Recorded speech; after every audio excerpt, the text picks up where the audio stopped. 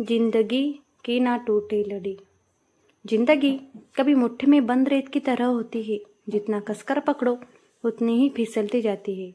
और कभी वही जिंदगी मोतियों की माला बन जाती है, जहाँ हर मोती एक रिश्ता, एक सपना, एक संघर्ष, एक सीख होता है। लेकिन जब जिंदगी जोर से झटका देती है तो वही माला टूट जाती है, मोतियों की लड़ी बिखर जाती है। और तब इंसान के सामने दो रास्ते होते हैं, या तो बिखरे मोतियों को छोड़ दे या फिर एक एक मोती उठाकर दोबारा पिरोने की हिम्मत करे। आज की कहानी हिम्मत की है, संघर्ष की है और उस विश्वास की जो टूटकर भी टूटता नहीं। कहानी का नाम है जिंदगी की ना टूटे लड़ी। महाराष्ट्र के एक छोटे से कस्बे शिवनगर में एक मध्यम वर्गीय परिवार रहता था। घर पुराना था, छत से बरसात में पानी टपकता, दीवारों पर सिलन थी, लेकिन उस घर में प्यार की कोई कमी नहीं थी।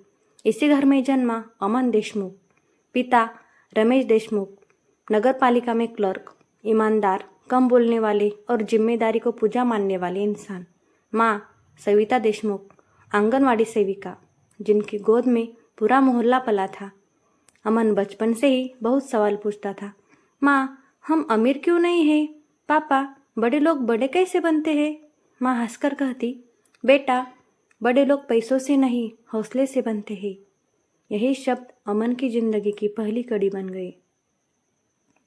अमन पढ़ाई में तेज था, सरकारी स्कूल में हमेशा टॉप करता। टीचर कहते, ये लड़का एक दिन कस्बे का नाम रोशन करेगा। 10वीं में 92% आए। पूरे मोहल्ले में मिठाई बटी। अमन का सपना था इंजीनियर बनना, बड़े शहर जाना और अपने माता पिता को सुख देना। लेकिन सपनों की उड़ान हमेशा आसान नहीं होती। फीस, कोचिंग, किताबें, सब कुछ बोझ लगने लगा। पिता ने चुपचाप अपनी छोटी सी एफडी तोड़वा दी।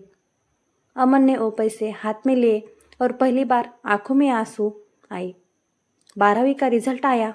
अमन ने पूरे जिले में तीसरा स्थान पाया। घर में खुशी थी, लेकिन किस्मत का ये मंजूर नहीं था। उसी रात माँ को सीने में तेज दर्द हुआ। सरकारी अस्पताल, लंबी लाइन और डॉक्टर की लापरवाही। सुबह होने से पहले ही माँ इस दुनिया को छोड़ चुकी थी।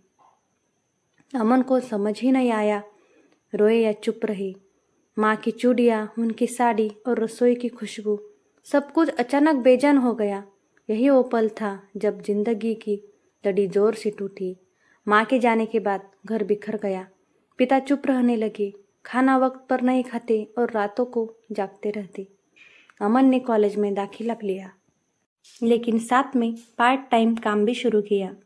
सुबह कॉलेज, शाम कोचिंग में पढ़ाना, रात को मेडिकल स्टोर। कई बार बस पकड़ते हुए उसे लगता अब नहीं होगा मुझसे, लेकिन माँ की तस्वीर उसे रोज ताकत देती। कॉलेज, लाइब्रेरी में अमन की मुलाकात हुई स्नेहा पाटिल से।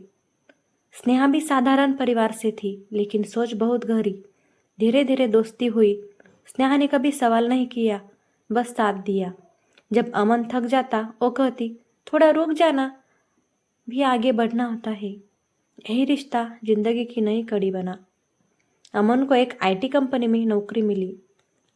घर में वर्षों बाद खुशी लौटी, लेकिन ज्वाइनिंग से पहले ही कंपनी बंद हो गई। ऑफर लेटर एक कागज बनकर रह गया। अमन पहली बार खुद से हार गया। तनाव, मेहनत और किस्मत सब एक साथ टूट पड़े। पिता को किडनी फेल्योर निकला, इलाज महंगा, समय कम। अमन ने हर काम किया, ट्यूशन, फ्रीलांस, रात दिन मेहनत।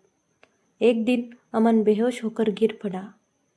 अस्पताल में स्नेहा और पिता उसका इंतजार कर रहे थे।